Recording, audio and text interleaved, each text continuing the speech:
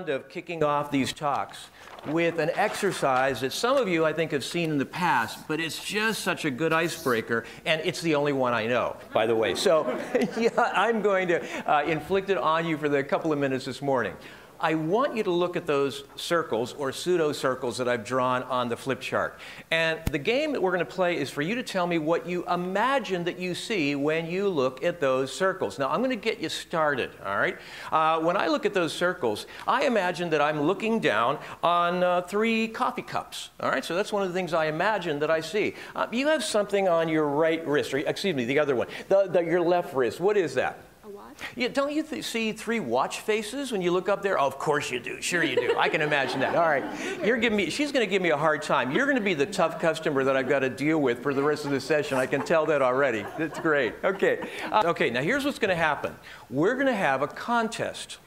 And the contest is going to be done on a table-by-table basis. I am going to give you an impossibly short period of time, and I'm going to ask you to go around the table as many times as is allowed during the limitation of time that you have, and let's see how many responses your table can generate. And stop. Okay, I want to find out the following. How many tables came up with 10 altogether? At least 10, raise your hand. At least 10. Oh, so everybody in the room, good. How many tables came up with at least 15 altogether? Raise your hand. Hey, we're doing great. Out of 30 or 40 seconds, wonderful. How many tables came up with at least 20 altogether? At least 20 altogether. Okay, now we're narrowing it down. What was your number that you came up with? 20. Oh, how about that? What number did you come up with? 25. We got our winner up here. All right. Now, the only thing left for us to decide is when you start your around the world cruise, what's the first country that you want to visit? Tracy chooses. Tracy chooses. Go ahead. What country do you want to visit first? Paula, we would like to start over in Thailand. Ah, yeah, I think that's great. I'm going to go with you, all right? And by the way, the nice thing is, the way Paula has it set up, you can take an unlimited number of relatives, friends, and so on with you, which is even better. Isn't that great? It's great. Okay, okay. I want to ask you a question. There was a serious intention to this game that we just played. It is a classic game that comes from the annals of creativity. The idea is how many can you come up with, because it sets the stage at the beginning of the meeting for everything that is to follow. Imagine when we were playing the game, if I'd gone over to one of the tables, heard a response, and just said, wrong. What would have happened to the energy in the room? You tell me. It would have been tantamount to taking a straight pin and puncturing a balloon, wouldn't it? Same thing. And at that moment, the creativity shuts down, the problem solving shuts down, and you're talking and you're looking at you blank stares in the room, you're getting that glassy-eyed look. Nobody wants to participate. So what we know about the annals of creativity and how creativity really functions is the following. Whenever you're engaged in a problem-solving exercise, you want to start out first of all, with this circle game as a way of establishing a tone in the room. And then secondly, when you actually announce what the problem is, you start out with no wrong answer. And you get as many possible ideas up on the flip charts as you conceivably can until you get to 10 or 15 or 20 or even 25. All right? The idea is if we want to transform the world of oncology, we have to be change champions and embrace every opportunity we possibly can to try things out. Now, let's talk a little bit about why we don't do that sometimes. What is working against us? And one of the things has to do with the word stressors. Now, I'm going to give you a simple example about what a stressor really is, because you might have experienced it this morning. Did anybody drive in from here in Pittsburgh? You live in Pittsburgh, so you drove in through the city. Great. Did anybody encounter traffic? Right? Okay, of course. I happen to live on the east side of the city. The community in which I've lived for a long, long time now is called Forest Hills, which means I get to enjoy the Squirrel Hill Tunnel every day. Isn't that great? That's one of the joys about living out in that part of the city. Typically, we feel that sitting in traffic can be a stressor, or maybe you got up late, or maybe you had trouble, with your spouse getting the children ready to, go off to their summer camp or school or whatever they're engaged in. Did anybody here travel from out of town and run into any travel challenges, like flight delays, for example, or even gate changes, or a flight cancellation? How many people have ever experienced any of those kind of syndromes? Oh, yeah, it's everybody. Okay, this is called, Michael, this is called 2013. We're traveling. Everybody here is going to experience something like that. By the way, Pittsburgh has been hit with an unusual number of lightning thunderstorms this summer, and I can only imagine the havoc that plays at the Greater Pittsburgh International Airport with people trying to take off or land their flights and so on and so forth. Now, anytime you experience a stressor, what happens typically to your good mood? You tell me. It goes downhill, all right? So we experience what we call a stressor. We have a bad mood. We typically have a negative reaction, and suddenly what happens is we haven't even arrived at the office yet or the conference, and already we're kind of like, we're kind of like in a bad mood. We're sort of irritated. We're annoyed about the daily vicissitudes of life that can change our attitude before we even come into the office. So what scientists tell us, psychologists who deal with this all the time, is that we internally decide that a stressor is a plus or a minus. Now, that sounds ridiculous, but bear with me for a second. I want you to imagine that you were stuck in traffic. It's going to cause you to come in late to the office, later than you wanted to be, and suddenly you decided that this was the greatest gift you possibly could have, all right? So I want you to tell me, what could possibly be good about sitting in traffic and coming in late to the office? Who can give me an example? I get to miss a meeting. You know what? Oh, do I have to sit through that boring meeting? Oh, thank goodness there was a truck wreck. I can sit here, I can miss that meeting.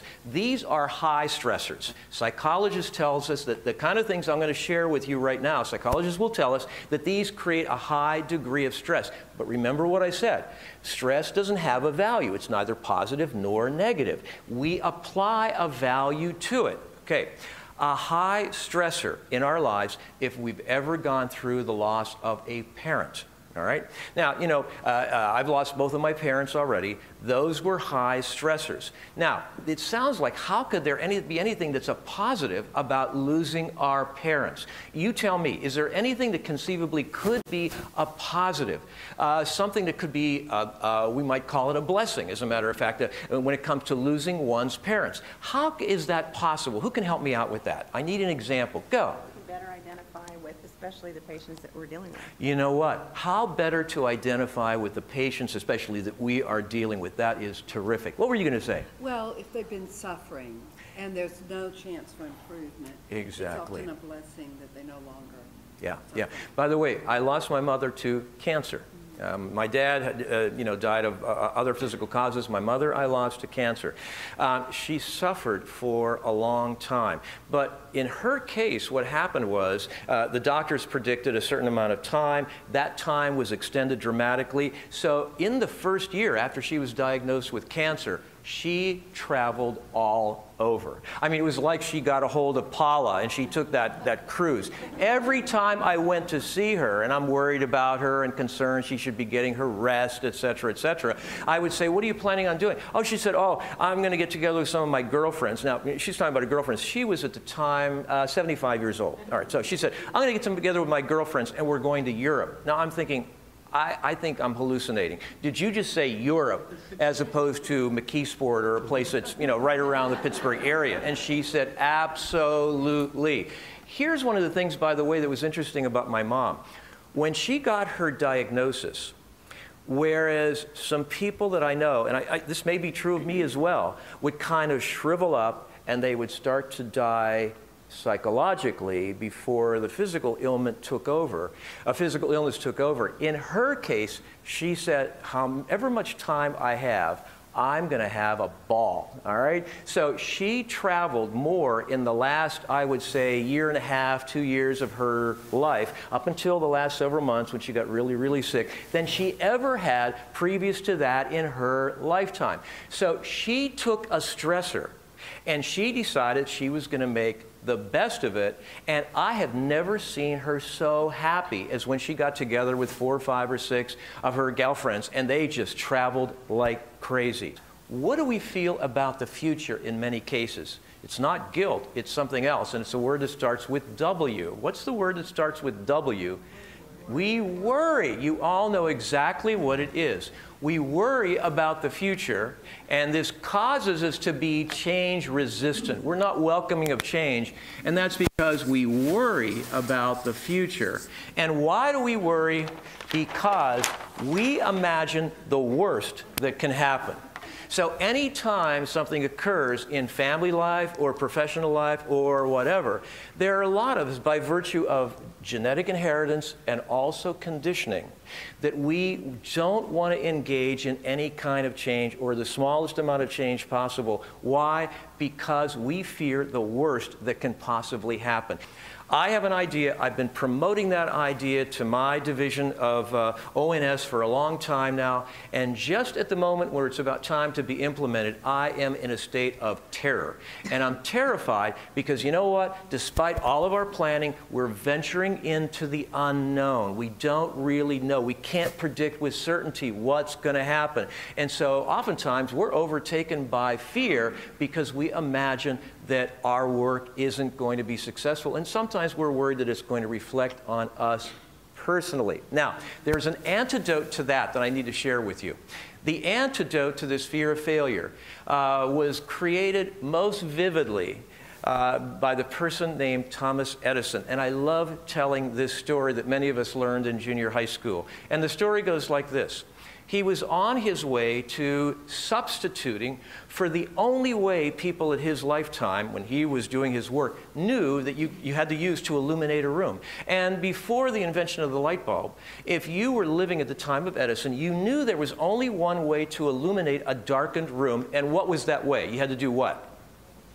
You had to light a candle, or you had to start a kerosene lamp or an oil lamp or something like that. It was some facsimile of a flame, some variation on a flame. While we're worried about being caught up in trying something new that it might not work, sometimes it would help us if we think, wait a minute, the only thing that should be a greater fear of ours is if we stand still and continue to do the same things that we have always done. Because if we do that, there's a good chance that there are some Thomas Edisons running around the world somewhere who are going to make our current work obsolete.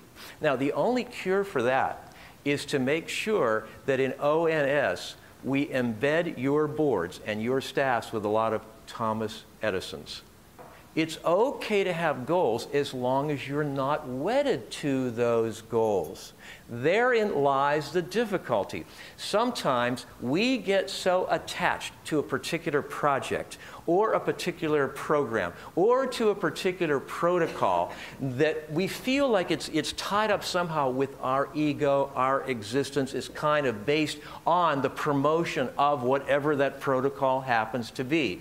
But what if we said, we're going to try something new, and we're going to do our utmost to make it the most incredibly successful thing ever in our work. However, if it doesn't work out, it's not a problem. We're going to be psychologically ready to discard it and immediately move to something else. Let me go back to Edison. The story of the incandescent light is so beautiful, and there's so many applications to your work. It goes something like this. We know he went through at least several hundred experiments when he was looking for a light bulb that had two qualities. One, it had to have a filament that, first of all, produced a light, and secondly, he wanted a light that would sustain itself instead of burning out after a nanosecond. Those are the challenges he had. What can I come up with that's actually going to burn brightly, but it's going to sustain itself, and it's not going to burn out after a couple of nanoseconds? And we know that it took him 600, 700, 800 experiments or so that didn't work until he finally stumbled across, it was tungsten or something like that. And then finally, voila, all he did was change the world. Now, there's a postscript to the story that some of you know about. The postscript to the story is this. A journalist went to Edison and said something on the order of, gee, Mr. Edison, you must have been really frustrated and upset because you failed 750 times before you came across the substance called tungsten that finally worked.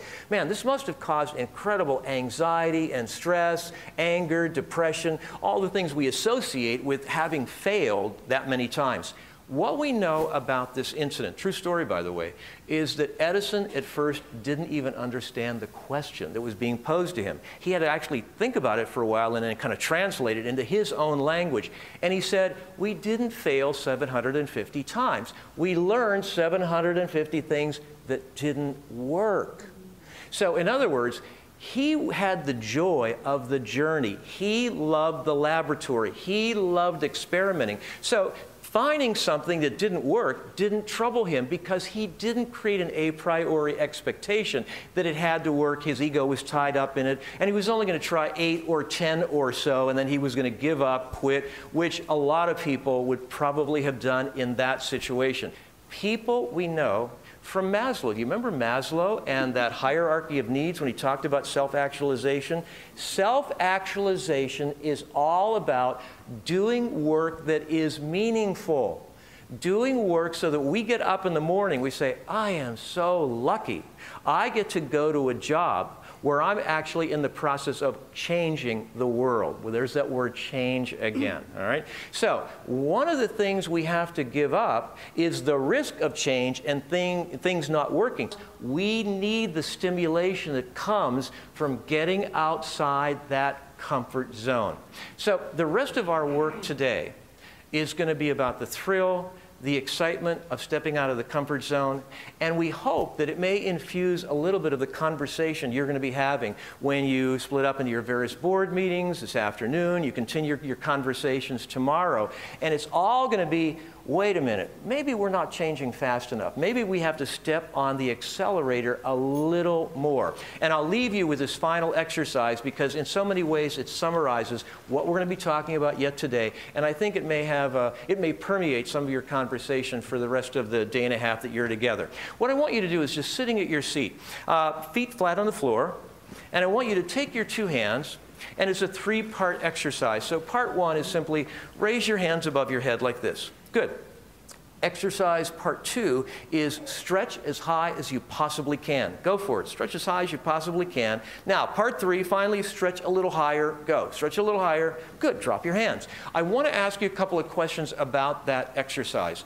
Question number 1. When I got to part 3 and I said stretch a little higher, how many of you actually did it? Raise your hand right now. It was like everybody in the room. It was everybody in the room. So it was really pretty good. And that's what happens all the time when we engage in the exercise. But here's my question, my next question. What did I ask you to do for point number 2? I said stretch as high as you can. Now, if I said stretch as high as you can and you were doing it, how could you possibly stretch a little higher? Doesn't that seem ridiculous? How could you conceivably stretch a little higher? Now, there is a story to this exercise. There is an object lesson to the story. Who can figure out what is the object lesson, especially in terms of your work this weekend with ONS? What's the object lesson? Come on, I know you can figure it out. You're just not saying. Go ahead, say it. Go a little bit more. You know what? What would happen with ONS if you went as far as you thought you possibly could, and then you said, let's stretch a little bit more? What would happen if we stretched a little bit more than we thought we could? How much more progress could you make in terms of accelerating the movement and manifesting the incredible mission to which all of you here in the room are dedicated? All right, we are going to take our only break of the morning.